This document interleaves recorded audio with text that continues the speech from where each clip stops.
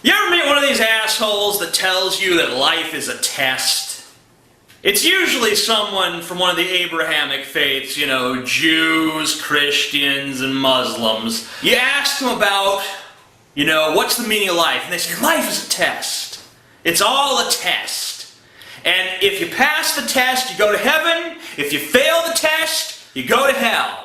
Heaven, of course, is a place of unending bliss and happiness. Hell is a place of unending burning and torture and pain and misery. And wherever you go, you're going to be there forever. If you go to heaven, you're going to stay in heaven. If you go to hell, you're going to stay in hell for all eternity. And how do you go to heaven or hell after you die? Well, you see, you're not really your body. There's this thing somewhere inside of you or all around you or somewhere called a soul. And your soul is the source of all your thoughts and all your feelings.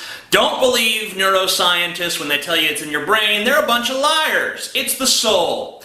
And when you die, your soul goes to some entity, usually God, for judgment. And God basically grades your test. And if you get an F, you go to hell. If you get an A, you go to heaven. There's no in-between grades. You can't get like a C+. They used to have like a purgatory you could go to if you're kind of in the middle, but they got rid of that. A lot of people would ask, you know, is this test fair? Is the test fair? That's a question that people like to ask, and I think that the test is fair. And I'll give you an example. Like, you got a guy named Bob who, like, beats the shit out of his wife and, like, whips his kids, and, you know, he's an all-around evil fucking cunt, but he prays to Jesus and he asks for forgiveness, so he's gonna go to heaven, unless the Muslims or the Jews or another denomination of Christianity is right, in which case he's gonna go to hell. Or, like, think about, like a little girl, we'll call her Lindsay, with, like, leukemia, and she's gonna die, but she's, like, you know, 2. So, she's not really had the time to accept a religion, so of course, she's going to go to hell.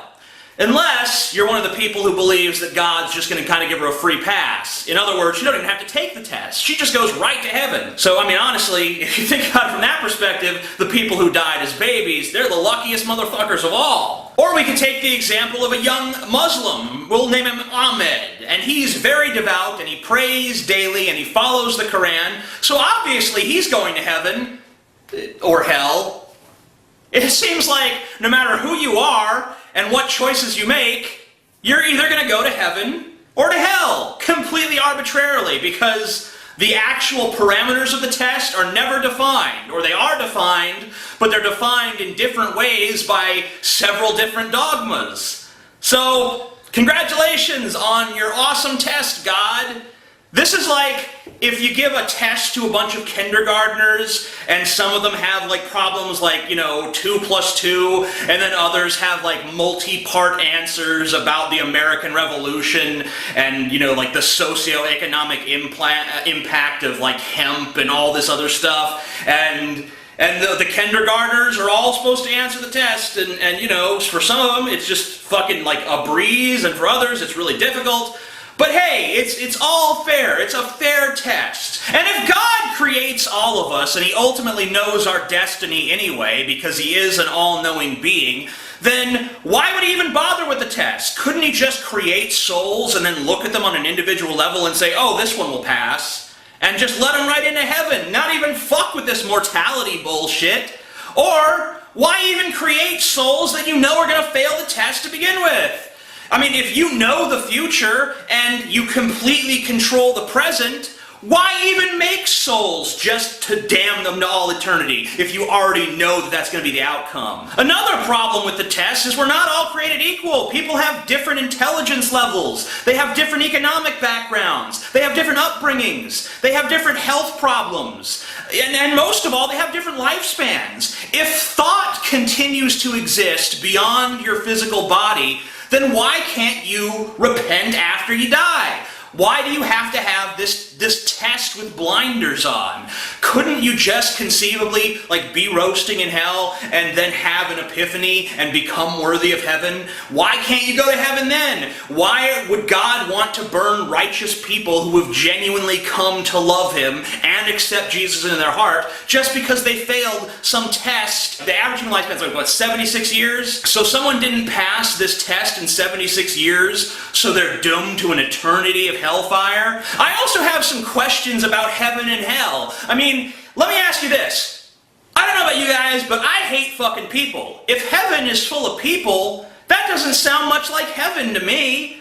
And also, if my cognition is going to survive my death, then how can I have eternal bliss? Because I'm not prone to eternal bliss. If you add eternal bliss to the paradigm of TJ, it's no longer TJ, it's someone else. It's some other person that really has nothing to do with me that's experiencing eternal bliss, or eternal suffering for that matter. If God really wanted to give us a test to decide whether or not we're worthy of heaven and hell, wouldn't it make more sense if we were all born roughly equal to one another, if we all had the same basic rights and opportunities and intelligence level and everything else?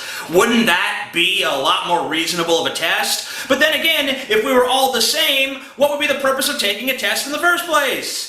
You know everyone's going to do the same on the test. There's no fucking point in this test, no matter how the fuck you flip it around and look at it. God, you have failed my test. You have failed the test of making any fucking sense. I damn you to hell. Burn, motherfucker. Burn.